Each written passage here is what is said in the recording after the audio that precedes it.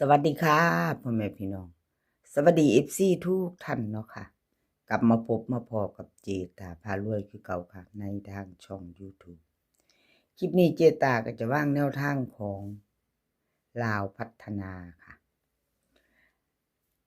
ลาวพัฒนาจะเป็นของวันที่19เนาะนี่คือประวัติของแต้วน้อยค่ะลาวพัฒนาวันที่16ที่ผ่านมาวันที่16ที่ผ่านมาเนาะค่ะลาวพัฒนาออก182 3ตัวบน41ล่างของแต้วน้อยค่ะจับมือกันเดินกอดข้อกันมา8กับ2บน82บนตรงตัวเน้นตัวเจาะค่ะของแต้วน้อย FC ไผใดไผมันดีใจนำค่ะเข้าไปเต็มตัวเน้นตัวเจาะเนาะค่ะแบบบ่ต้องได้กลับนะเจตาให้เบิ่ง2งวดค่ะประวัติเพิ่น2งวดเอามาตามใหม่ครับพี่น้อง FC แต้วน้อยเตรียมแคปหน้าจอค่ะไปจะไปต่อกับเพิ่นเป็นวันจันทร์2 ทุ่มครึ่งไปต่อกับแต้วน้อยลาวพัฒนาวันที่19ค่ะมื้อนี้วันที่19วิ่งรูดค่ะแต้วน้อยให้มา9 6แล้วก็4 3ตัวค่ะ3ตัววิ่งรูดของแต้วน้อย2ตัว4หางค่ะ96 94 64 66 3ตัว1หาง9 6 4วิ่งรูดเพิ่นเด่น6เด่น9กับ6ค่ะรอง4เด่น2ตัวรอง1ตัวรองคือ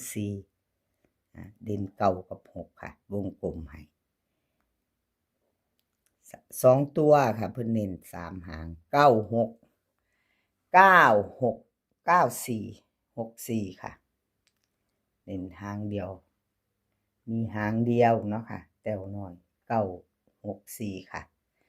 ใครจะตามต่อแคปหน้าจอค่ะไปลุ้นกัน2 ทุ่มครึ่งเนาะวันจันทร์เป็นมื้อแลงนี้เนาะค่ะมื้อนี้วันจันทร์ที่19ลุ้นใหม่ไปต่อกับแต้วน้อยเนาะค่ะกับขอบคุญขอบคุณแต้วน้อยหลายๆเด้อค่ะที่ให้แนวทางมาวางทางช่องกับขอบพระคุณเป็นอย่างสูงต้นฉบับเพิ่นจะอยู่กับเลขล็อกจิกค่ะกับขอบคุณขอบคุณถึงเลขล็อกจิกและก็แต้วน้อยทั้ง2คนค่ะที่ให้แนวทางมาวางทางช่องของเจตาเนาะขอบพระคุณเป็นอย่างสูงคลิปนี้จะมีอยู่3เซียนดังเด้อค่ะ3เซียนดังจะมีแต้วน้อยลุงส่งแล้วก็อ้อน้อยนำโชคค่ะ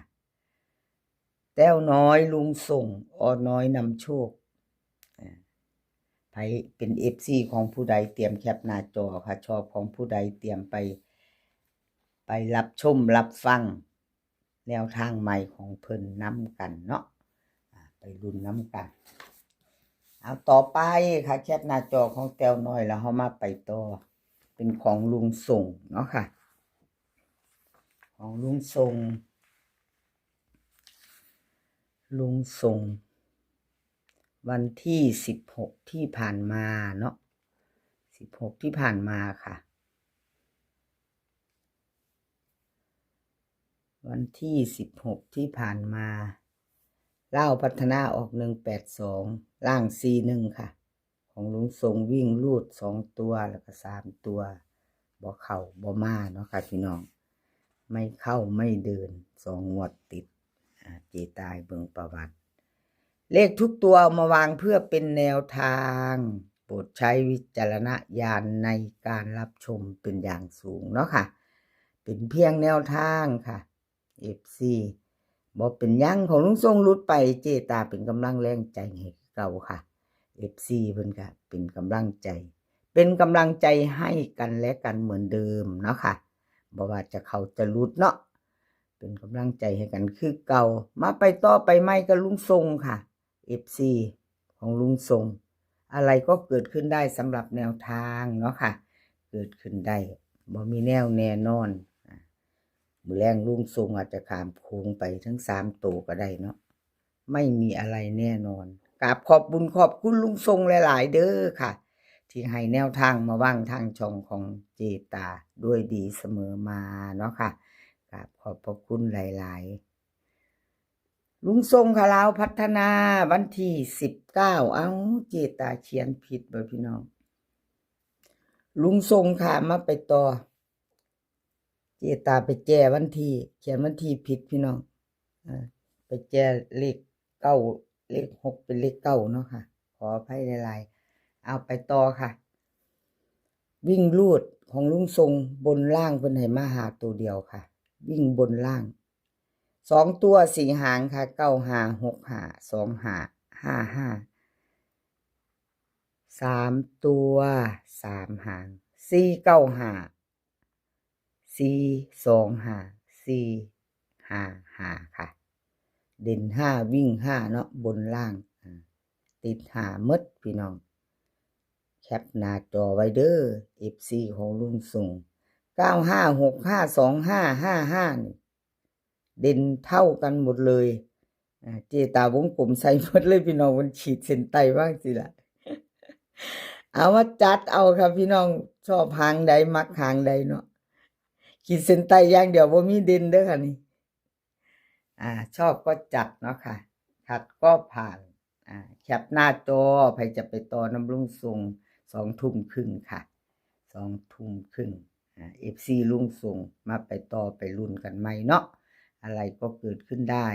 บ่มีแนวแน่นอนนะคะสำหรับแนวทางเนาะค่ะลุ้นกันใหม่คือเก่าเกิดขึ้นได้หมดล่ะค่ะลุงทรงพาโมขามคงไปเที่ยวลาวพัฒนามือแรงต่อไปค่ะแคปของลุงทรงแล้วก็ต่อไป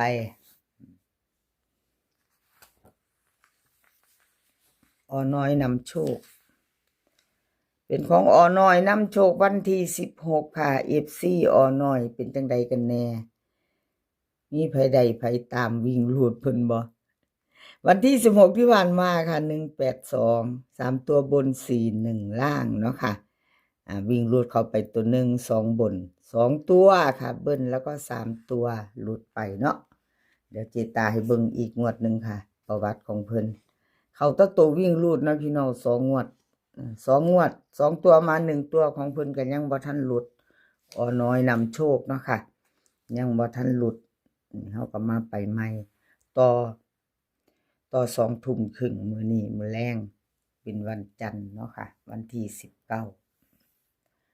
น้อยนำโชคเตรียมแคปหน้าจอเด้อค่ะใครจะไปต่อกับเพิ่นลุ้นเบิ่งเนาะค่ะแคปหน้าจอเอาไว้พิจารณาดูเนาะวิ่งรูดค่ะน้อยนำโชคให้มา8กับ3 2ตัว4หาง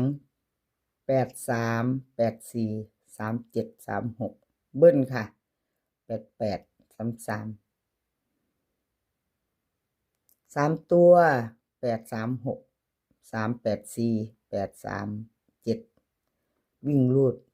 8กับ3ค่ะวงกลมเด่น3รอง8 4ตัวค่ะ8 3 8 2 3 7 3 6เด่น8 4กับ3 6เบิ้ล8 8 3 3 3ตัวค่ะเน้นหางเดียว8 3 6พิจารณาเอาค่ะพี่น้องชอบก็จัดขัดก็ผ่านเนาะค่ะน้อยนำโชค FC ของเพิ่นเป็นจังใดเนี่ยเตรียมแคปหน้าจอค่ะรุ่นมือแรงไปใหม่